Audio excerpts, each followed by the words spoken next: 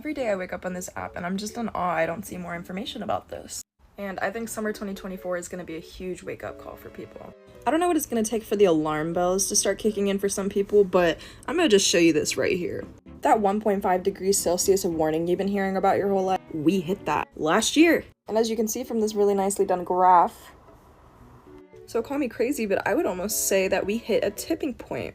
And it's not like it hasn't always been going up. So spoiler alert, we've realized, scientists, that our climate models have actually been wrong. They underestimated the warming power of CO2 on the global mean temperature by about 40%.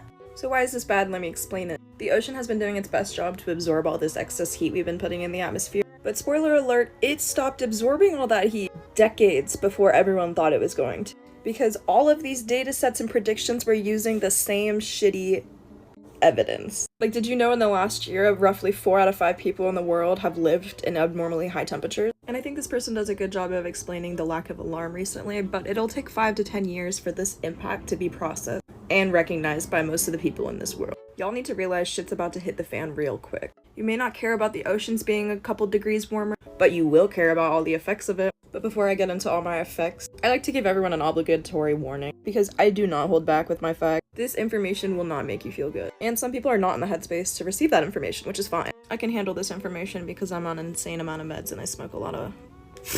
And you can also choose not to believe me. I wouldn't want to either. But you can't say nobody didn't warn you. Also, yes, I did in fact prescript this in my notes. Because to put all the effects of this into a small, concise little few bullet points, I can't do that on the spot, I can't do that on the fly, so you're just gonna have to trust me on that one. So without further ado, here are some of my quick predictions for the next 10, 15, 5 years, based off of everything I've learned, and in very short summary because every single bullet point I could make an entire video about. First, we're gonna have a lot more luxury goods in our hand.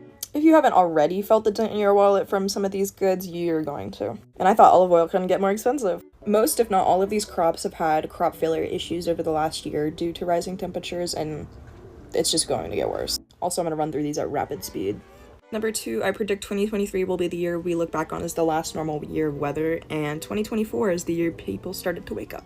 Get your book titles ready now. Prediction number 3 is we're going to get a lot more airplane turbulence. Wind patterns are getting freaky out there, y'all. And I would love to be wrong about this one, but we're going to get a Category 6 hurricane this year. I have relatives in the Tampa Bay area. I do not want this to be true. They're predicting, I believe, 11, 20 even monster hurricanes this year. Say goodbye to Category 5. Alright, stick with me here, but 5, cyber attacks and power outages are going to become so common. The power needed to produce one ChatGPT request answer, not to mention everyone and their mother that's going to be turning on the AC this summer. We're already having power grid supply issues. It's not going to get better! As promised, I'm going through these quicks, but more studies are about to come out about microplastics' influence on the endocrine system, which I'm no bio person, but fertility, reproduction, metabolism, all of these are affected by them. What does that mean? Endometriosis, PMD, PMS, infertility, cancer, IBS, all my stomach issues, girlies, this is why. Next, I also predict the crashes of the following: education, healthcare, insurance system, particularly Texas and Florida. This is already happening, but I can make a video on its own for every single one of these, and I will.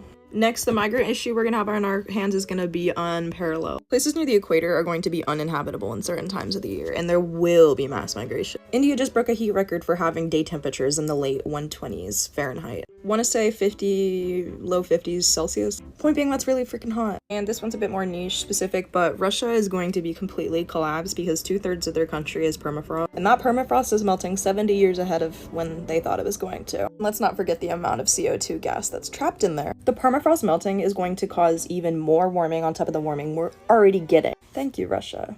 I've also been seeing Project 2025 mentioned on my For You page a lot lately. And if you didn't know, they actually call environmentalism a pseudo-religion. They claim it's anti-human because it promotes population control and economic regression. We're so fucked.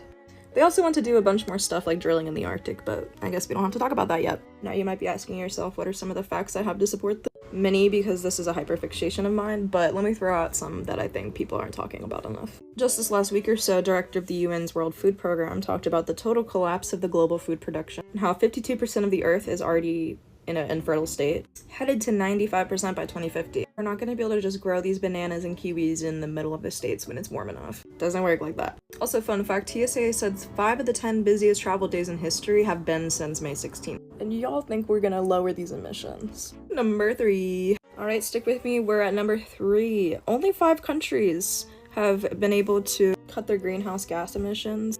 But hey, as of 2022, 60 countries' emissions are falling, but they are still rising in 128.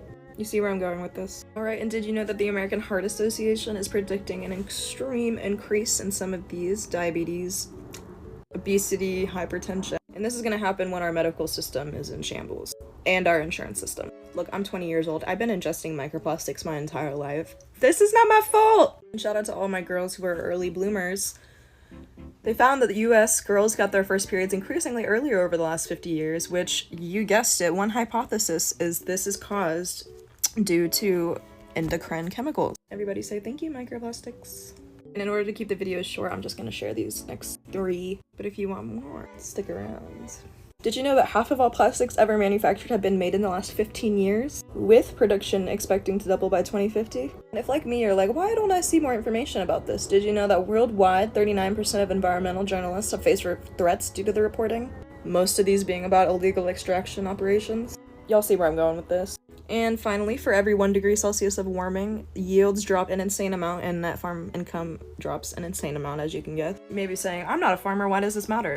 I've realized people in the US have a cognitive dissonance when it comes to their food systems and where it all comes from. We need our farmers so bad. Half of our food production has moved to prison labor because no one is doing it. And slavery is the only way they can get people to do this. So I'd like to end this video with this quote. One of the penalties of an ecological education is that one lives in a world of wounds. Much of the damage inflicted on land is quite invisible to laymen. An ecologist must either harden his shell and make believe that the consequences of science are none of his business, or he must be the doctor who sees the marks of death in a community that believes itself well and does not want to be told otherwise. I sat up in bed this morning, hair unbrushed, makeup not done, because even with all the discourse I see on TikTok, I have yet to see discussion about this, besides a few people. And it doesn't matter what your ethnicity is, political belief, location, this is going to affect everybody on the earth. Or maybe you'll be a lucky person that doesn't have to live with the disastrous effects as much as most people will. And good for you. I'm not one of those people. And therefore, it is impossible for me to just sit still and not talk about this. So if this freaked you out as much as it should have, stick around. And you won't be stuck flailing when shit hits the fan here in a few years, months, whatever that looks like for you.